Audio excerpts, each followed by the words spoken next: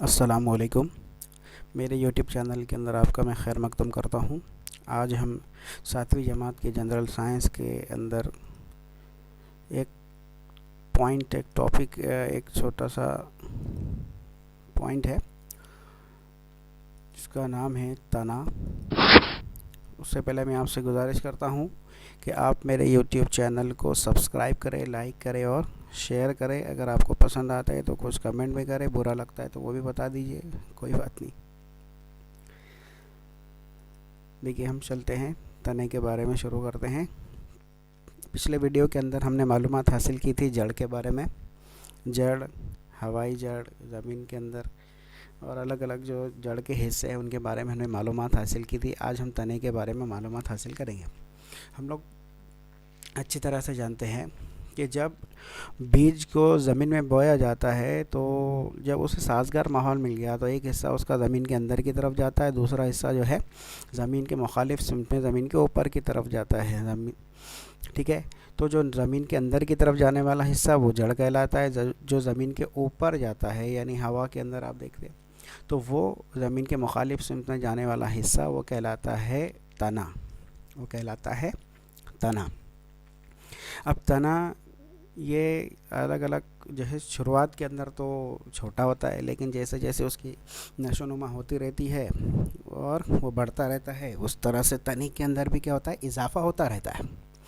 अब तने के अंदर आप देखेंगे, यहाँ पे एक छोटी सी मिसाल दी हुई है, शक्ल के साथ थोड़ा समझाता हूँ कि इसके अंदर यहाँ पर एक गार्ड जैसा हिस्सा दिख रहा है। ये गार्ड जैसा हिस्सा, ये गार्ड जैसा हिस्सा, ये हिस्से जो है ग्रह कहलाते हैं। इंग्लिश में से कहते हैं नोड्स। इंग्लिश में से कहते हैं नोड्स और उर्दू में से ग्रहें कहते हैं। एक ग्रह, दो ग्रह, इस तरह। ठीक है, अब इन दोनों के दरमियान ये ग्रह और ये ग्रह यानी ये नोड और ये नोड, दोनों के दरमियान का जो हिस्सा ये प्लेन है, इसके अंदर कुछ नहीं, तो ये कहलाता है इंटर नोड। क्या कहलाता है? Inter node. यहाँ पे देखो बैन ग्रह दिया हुआ है। क्या दिया हुआ है? बैन ग्रह। तो जो गांठ जैसा हिस्सा है वो गिरह कहलाता है, इंग्लिश में कहते हैं उसे नोड। और दो गांठों के दरमियान का हिस्सा, दो ग्रहों के दरमियान का हिस्सा कहलाता है बैन ग्रह, या बैन ग्रह यानी इंटर नोड्स। Inter nodes. अब तने के सिरा जो है ये सबसे ऊपर का, यहाँ पर इस हिस्से को कहते हैं कली। क्या कहते हैं? कली। ये तने का बढ़ने वाला हिस्सा है, जैसे जैसे ऊपर जाता है ये बढ़ता जाता है। ये ऊपर का ये हिस्सा क्या कहलाता है? कली कहलाता है। नोड और इंटर नोड को समझने के लिए सबसे अच्छी मिसाल हमारे पास जो है इसकी है। सबसे अच्छी मिसाल, आपने इसको देखा होगा, आप इसको पहचानते भी होंगे। पता है इसका नाम क्या है? बोलो। हाँ, इसे गन्ना कहते हैं। क्या कहते हैं? गन्ना। पहले के ज़माने में लोग दांतों से तोड़ के इसको खाते थे, आजकल इसका जूस निकाल के पिया जाता है। पहले लोग डायरेक्टली इसको खाते थे, उनके दांत भी मजबूत रहते थे वगैरह वगैरह। चलो पॉइंट इधर उधर चला जाएगा, इसलिए हम लोग तो यहाँ पर गन्ने के अंदर देखो, हर गन्ने के अंदर शक्ल देखिए, ये दिख रहा है आपको नोड। ये नोड यानी ये ग्रह और ये बीच का हिस्सा ये बैन ग्रह। ये क्या है? बैन ग्रह। ये है आसान जो है कि आसानी से आप इसको समझ सकते हैं, नोड और इंटर नोड को। हम आगे बढ़ते हैं। अब ये एक और मिसाल शक्ल है यहाँ पे नोड समझने के लिए, इंटर नोड समझने के लिए। और जो नोड होती है वहाँ से पत्तों का वजूद होता है। बड़ा पेड़ है तो वहाँ से शाखें निकलती हैं। यहाँ पर एक गोशक वगैरह कली, एक बर्ड यहाँ पर होती है नोड के पास में। और जो शाखें बोलो, ब्रांचेज बोलो, पत्ते, लीव्स जो भी है, ये निकलते हैं सिर्फ नोड से यानी ग्रह से। ये बैन ग्रह से यानी इंटर नोड से कभी इस तरह की कोई चीज़ निकलती नहीं है। ठीक है, आपके समझ में आया होगा। हम अगली जो है पॉइंट यानी पत्तों की तरफ आगे बढ़ते हैं, है ना।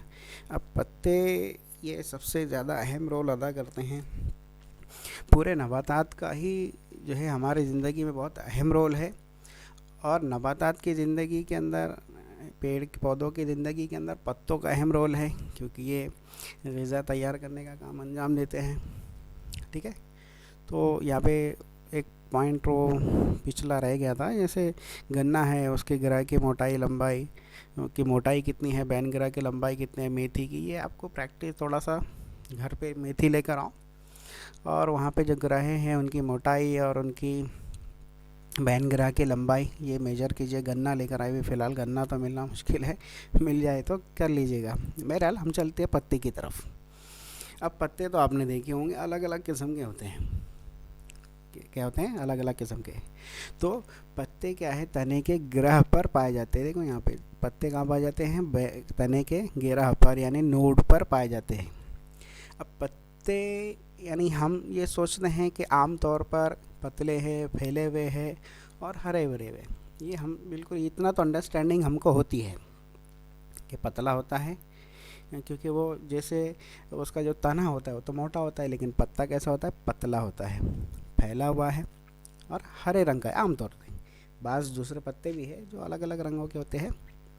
अब पत्ते का जो फैला हुआ हिस्सा है, ये जो हिस्सा दिख रहा है आपको, फैला हुआ हिस्सा, ये कहलाता है लीफ ब्लेड। इंग्लिश में, उर्दू में इसे वरक़ा कहते हैं। क्या कहते हैं? वरक़ा, लीफ ब्लेड, और इंग्लिश में, उर्दू में वरक़ा। वरक़ा के किनारे को पत्ते का हाशिया कहते हैं। ये जो हिस्सा दिख रहा है ना, ये इधर, ये हाँ, ये मार्जिन, इसे लीफ मार्जिन इंग्लिश में, उर्दू में कहते हैं पत्ते का हाशिया, पत्ते का हाशिया। ठीक है। अब यहाँ पर हम लोग उसके बारे में थोड़ा पढ़ना शुरू करते हैं कि वरक़े के सिरे को पत्ते का रास कहते हैं। जो ऊपर का हिस्सा दिख रहा है, एंड, ये क्या कहलाता है? पत्ते का रास, ये ऊपर का हिस्सा। ये आमतौर पर हमवार, नोकदार या गोल होता है। अब ये रास भी अलग अलग टाइप के हैं और उसी बुनियाद पर पत्ते की भी अलग अलग टाइप्स हो जाती है। या तो वो प्लेन रहेगा, नॉर्मल रहेगा, या गोल रहेगा, या फिर नोकदार रहेगा। अलग अलग किस्म हैं। यहाँ पे तो जितनी नज़र आ रही है वो तो अलग अलग हैं, यानी एक नोकदार है, ये नोकदार है, ये थोड़ा अलग किस्म का है। चलो आगे बढ़ते हैं। कुछ नबातात के पत्तों को डंठल होता है, जबकि चंद में पत्तों में ये नहीं पाया जाता। ये देखो यहाँ पर एक डंठल दिख रहा है, ये पत्तों के यहाँ पर वरक़े से लेकर तो यहाँ पे इंटर नोड तक, यानी डंठल, उसके क्या कहते हैं, उसे ग्रह तक, ये डंठल कुछ पत्तों में पाया जाता है और कुछ में नहीं पाया जाता।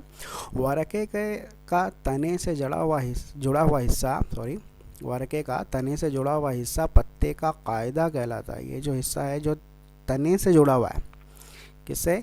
तने से, उसे लीफ बेस यानी पत्ते का कायदा कहते हैं। ये हिस्सा जो किससे जुड़ा होता है? तने से। तना कहाँ पर? तने में कहाँ पे? इंटरनोड से तो नहीं ना, नहीं, बल्कि नोड से, यानी ये बैन ग्रह से नहीं बल्कि ग्रह से जुड़ा हुआ होता है। कुछ नबातात में तने पर पत्ते निकलने के मकाम पर छोटी पत्ते नुमा साख्तें पाई जाती है, जिन्हें गोशक स्टिपुल्स कहते हैं। जैसे यहाँ पे छोटे से पत्ते जैसे दिख रहे हैं, इन्हें स्टिपुल्स यानी गोशक कहते हैं। क्या तमाम नबातात में गोशक पाए जाते हैं? अब सब नबातात में तो नहीं होते, कुछ में होते हैं। बहरहाल अब आगे हम मेन पॉइंट्स की तरफ बढ़ते हैं, जो पत्ते के लिए पत्ते के अंदर बहुत अहम चीज़ है। कुछ नबातात के पत्तों में एक ही वरक़ा और एक ही दरमियानी रग होती है। वरक़ा एक और दरमियानी रग भी एक। ठीक है, नहीं समझा? आगे समझाता हूँ कि कुछ पत्तों के अंदर वरक़ा भी एक और दरमियानी रग भी एक होती है। ठीक है, ऐसे पत्तों को मुफर्रद पत्ता कहते हैं। ऐसे पत्तों को मुफर्रद पत्ता कहते हैं।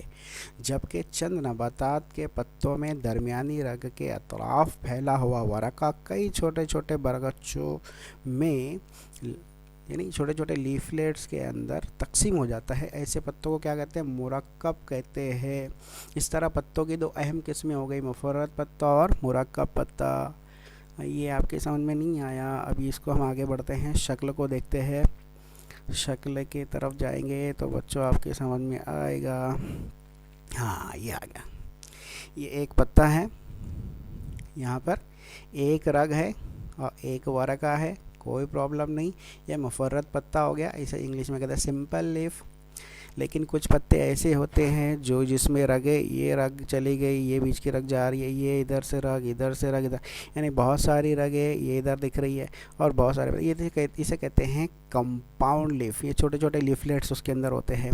उसके लिए आपने इमली का पेड़ देखा होगा, छुई मुई देखा होगा, ये उसको समझने के लिए आसान है, आपके लिए समझ सकते हैं। आगे बढ़ते हैं। अब देखिए, यहाँ पर कुछ मुशाहिदा आपको करना है। एक गुलाब, एक नीम, एक कोतमी, जासवंदी वगैरह ये छोटी टहनी का मुशाहिदा करो। अब ये सारी टहनियाँ लेकर आओ और उसका आप क्या करो, मुशाहिदा करो। अब देखो यहाँ पर पत्ते तनों पर जो लगे हुए होते हैं, उनकी तरतीब के लिहाज से इनकी 4 किस्में। अभी मैंने रगों के हिसाब से बताया कि रग एक दरमियान में एक ही रग रहे और बाद में एक ही रग से एक ही उसका वर्क आ रहा है, लेकिन रगें बहुत सारी और वर्क के भी बहुत सारे छोटे छोटे लीफलेट्स, तो मुरक्कब और मुफर्रद पत्ता हो गया। अब यहाँ पर पत्तों की तरतीब के लिहाज से इनकी 4 किस्में हैं। एक मुतबादिल है, यहाँ पर देखो मुतबादिल, एक यहाँ पर है तो इसका बिल्कुल अपोजिट और थोड़ा ऊपर, यहाँ पे इस तरह, यहाँ अपोजिट नहीं बल्कि ऊपर और इस तरफ। फिर ये यहाँ पर है तो ये ऊपर और इस तरफ, ये क्या कहलाएगा, मुतबादिल, अल्टरनेट पत्ते। उसके बाद हम देखेंगे दौरानी। ये दौरानी के अंदर देखेंगे कि एक यहाँ उसके अपोजिट यहाँ, फिर एक यहाँ तो उसके अपोजिट यहाँ, यानी एक इस सिमत में है शुमाल जुनूब, शुमालन जुनूबन बोल सकते हैं उसको, और एक मशरिक मगरिब की सिमत में। इस तरह से ये दौरानी बन गया। और ये बिलमुकाबिल, ये क्या है, बिलमुकाबिल, एक ऐसा एक ऐसा एक ऐसा एक ऐसा, बिल्कुल तरतीब। ये कैसा है, यहाँ ऐसा है तो ये इस तरह से है, लेकिन ये बिलमुकाबिल कैसा हो गया, ऐसा ऐसा। ओके, समझ में आ गया होगा। ये दायरवी है। दायरवी में क्या होता है कि एक ग्रह के ऊपर पत्ते पूरा दायरे की शक्ल में, इधर दायरा उधर दायरा, तो इसके लिहाज से इसकी अहम किस्में होगी। अब ये जो वरक़ा है, वरक़े के लिहाज से इसने क्या बोला कि वरक़े की अहम किस्में, इसके जब शक्ल के लिहाज से वरक़े की अहम किस्में इस तरह हैं, दायरवी, पंजानुमा, सलाखनुमा, लंबूतरा। यहाँ पे नहीं, अगला पॉइंट है, शक्ल देखेंगे हम लोग। तो वरक़े के लिहाज से पत्तों की अलग अलग किस्में होगी। लेकिन अब ये देखिए, नोकदार है, ये लंबा है, ये ऐसा है, ये ऐसा है, इतने किस्म के पत्ते पाए जाते हैं, है ना अल्लाह की कुदरत। इतने सारे किस्म के पत्ते, हाँ, सबके डिज़ाइन अलग। ये तो चंद मिसालें हैं, और भी तरह तरह के पत्ते हैं जो आपने देखे भी नहीं होंगे। ये अल्लाह की कुदरत की निशानियाँ हैं, है ना। तो ये अलग अलग क्या होगी, उसके वरक़ा, इसका अलग है नोकीला, इसका अलग है, इसका लंबा कैसा। यहाँ पे देखो अलग अलग शक्लें नज़र आ रही है ना आपको। ये वरक़ा की क्या होगी, वरक़ा के उसके लिहाज से उसकी किस्में होगी। अब एक अहम पॉइंट की तरफ हम आगे बढ़ते हैं। अब आप क्या कीजिए, एक अमल कीजिए कि पीपल का एक पत्ता लीजिए और मकई का एक लीजिए, और दोनों पत्ते के जो वरक़े हैं, जो लीफलेट्स है, ये हिस्सा है, वो उसको क्या कीजिए, आप इसको मुशाहिदा कीजिए। देखो आपको यहाँ पे दिख रहा होगा, ये अलग है और ये अलग है। ये यहाँ पे पूरा एक जाल जैसा बना हुआ दिख रहा है। यहाँ पे जाल नहीं है, सीधी सीधे लकीरें हैं। यहीं से आप समझ में आ रहे होंगे। ये जो चीज़ें हैं, ये पत्ते की रगें कहलाती हैं। क्या कहलाती है, रगें कहलाती हैं। ये रगें यहाँ पर कैसी है, यहाँ पे कैसी है। चलो, पीपल के पत्ते के वरक़े में एक दरमियानी रग होती है। ये बीच की रग दिख रही, ऐसा। ये पीपल का पत्ता नहीं है, एक मिसाल यहाँ पे दूसरा पत्ता है, मगर है उसका ही भाई, उसी के जैसा है। बहरहाल, इसलिए वरक़ा 2 हिस्सों में बटा हुआ नज़र आता है। अब देखो यहाँ पर जो वरक़ा है, वो इधर आधा इधर आधा, है ना। इस मोटी रग से सानवी रगें निकलकर एक जाल तैयार करती, दिख रहा है यहाँ पे जाल दिख रहा होगा आपको, है ना। माशाल्लाह, बारीकी से देखो। ये लैपटॉप में देखोगे तो ज़्यादा अच्छा दिखेगा, मोबाइल में देखोगे तो शायद क्लियर नज़र ना आए। अब यहाँ पर मकई की तरफ आते हैं। जबकि मकई के वरक़े की तमाम रगें वरक़े के कायदे के सिरे तक एक दूसरे के मतवाज़ी, है ना, पैरेलल होती है। पूरी रगें देखो, ये पैरेलल मतवाज़ी नज़र आ रही है आपको, बराबर बराबर चल रही है। पीपल के पोरके में जालदार रगियत, इंग्लिश में कहते हैं उसे रेटिकुलेट वेनेशन। जालदार रगियत यानी रेटिकुलेट वेनेशन होती है किसमें? पीपल के पत्ते और इस जैसे पत्तों में ये दिख रही है पूरा जाल है।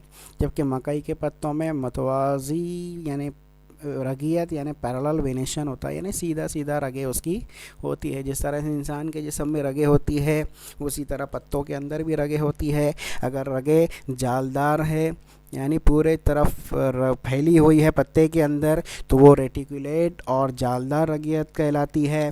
और वो रगे सीधी सीधी है, मतवाजी है एक दूसरे के, तो वो पैरेलल रगियत कहलाती है।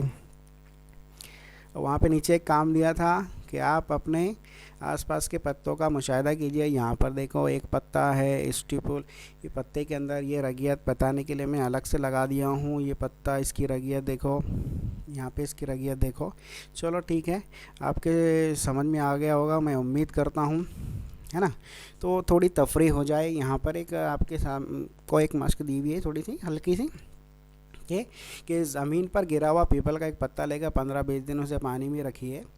उसके बाद उसे पानी से निकाल कर खुश्क कीजिए और तैयार होने वाले पत्ते की जाली से मुबारकबादी कार्ड बनाइए। जो पहले लोग करते थे, अभी तो नहीं करते। अभी तो मोबाइल से फुर्सत नहीं मिलती है, पहले ऐसे काम होते थे बहुत सारे घूमने फिरने के। अभी तो बच्चे घर में बैठे हैं सब, है ना।